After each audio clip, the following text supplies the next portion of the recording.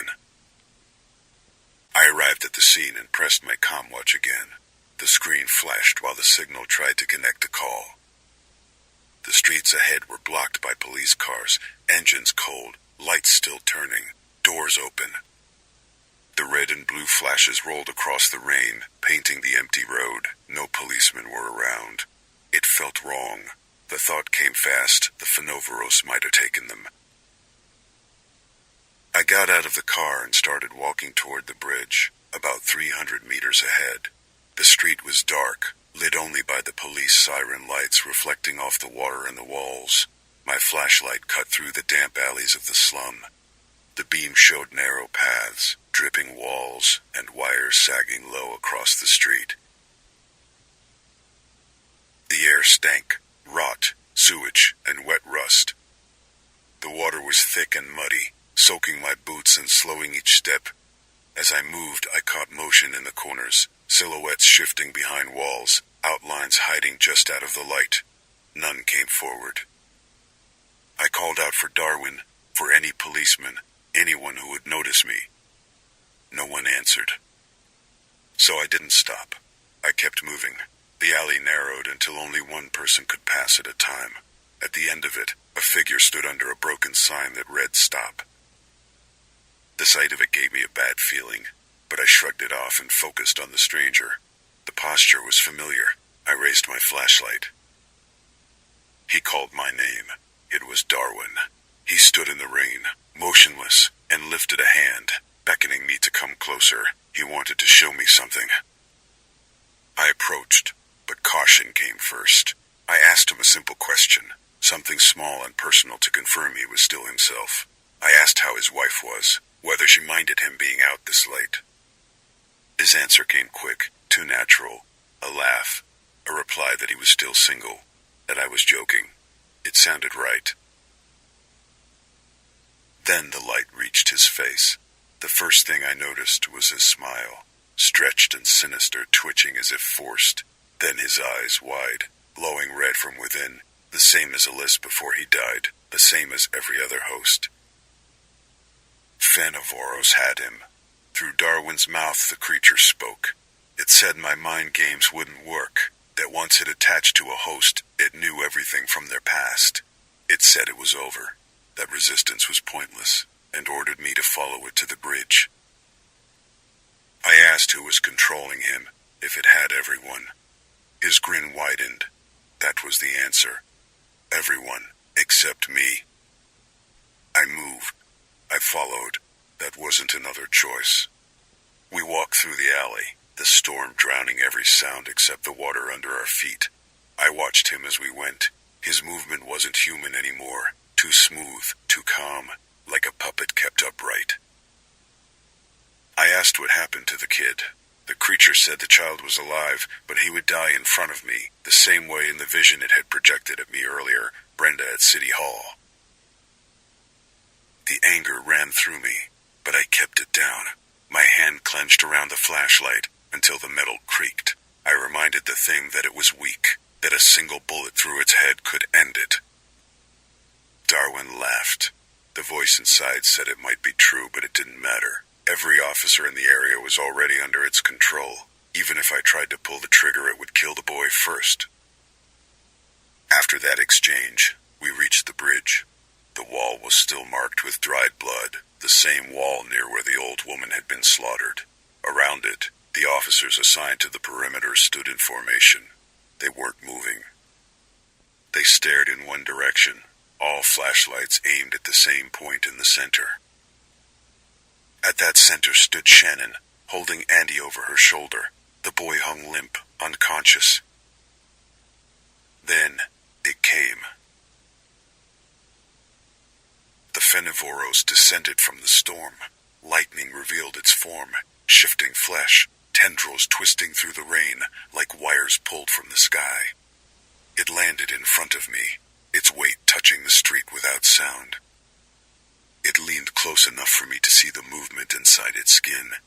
Behind the tentacles came cracking and popping like joints bending.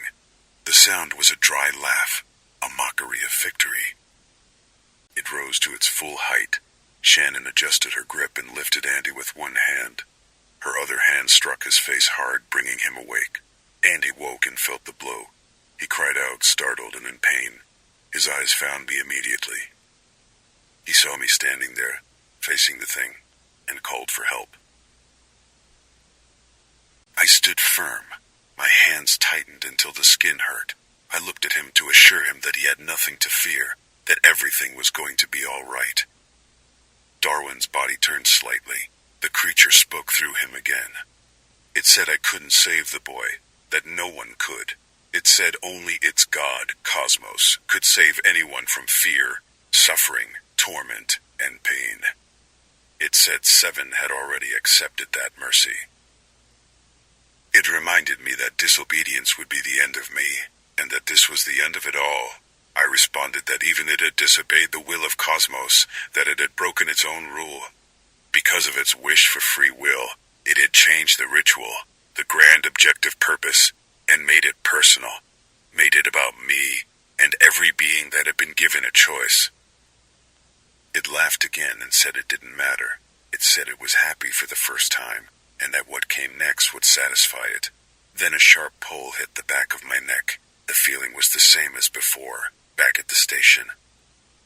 A current ran through me. My vision pulled inward, my body locked. I could feel myself moving, but I wasn't the one giving the order. My control to my body was gone. My mind screamed to stop, but the body didn't listen. The command was clear. Take the boy. Shannon stepped forward and offered Andy toward me. The boy fought against her, crying, searching the faces of the officers for someone who could help. There was no one left within its reach who wasn't under its control.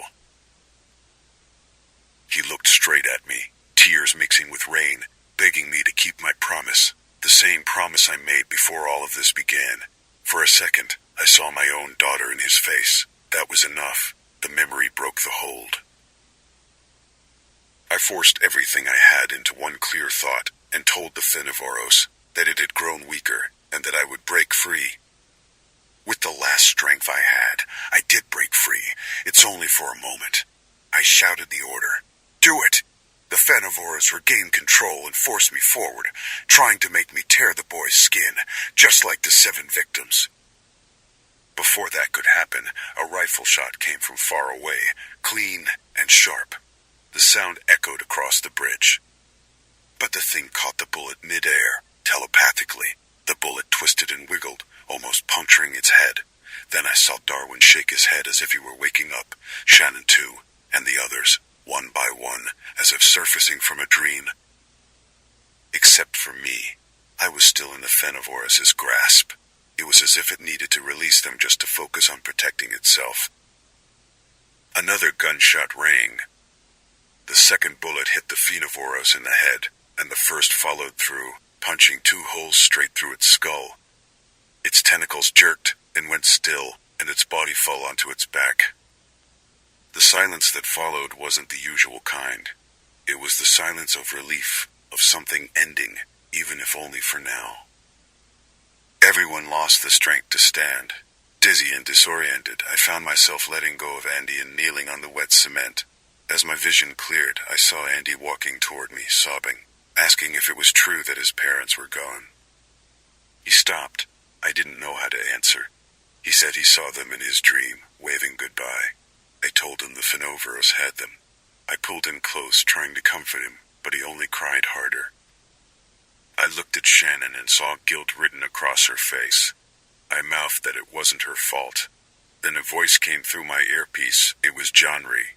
He was laughing, proud of his shot, bragging that he'd saved us all. I commended him for his aim and his stubbornness, for disobeying my order and following me here. He promised it would be the first and last time. Just for today, he said, to save the boy and everyone else. Despite all the carnage and death, this, for a moment, felt like peace. Heartbreakingly, it still felt like peace. Epilogue.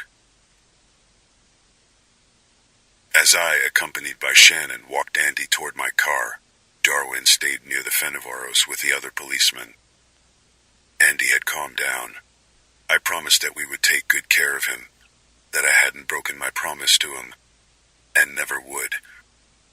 He only nodded, eyes lowered, watching the pavement as we walked. The sky fell silent. The rain stopped, sudden, outright. No thunder, no wind, only the sound of our footsteps against the wet cement. Then Andy stopped too. He froze mid-step, his body shuddering. His breath caught in his throat as he stared at something on the ground. Slowly, his hand lifted, pointing toward a puddle near his feet. His voice came out in a broken whisper, thin, terrified. "What is that?" I followed his gaze and leaned closer. The puddle rippled. What I saw inside wasn't just a reflection. It was something staring back. A shape that shouldn't exist, bleeding through the thin space between our world and whatever watched from beyond it. A low vibration rolled beneath the concrete, deep, distant, like the heartbeat of the earth itself. We looked up. The clouds had peeled apart, revealing not the stars, not the calm after the storm, but an eye, uncomprehendingly vast, iridescent, a single cosmic iris stretching across the sky, its color shifting in ways the mind couldn't name. The ground trembled beneath our feet as it grew larger, closer. There were no words to say, no breath to take, nothing left to do but stare back, in fear.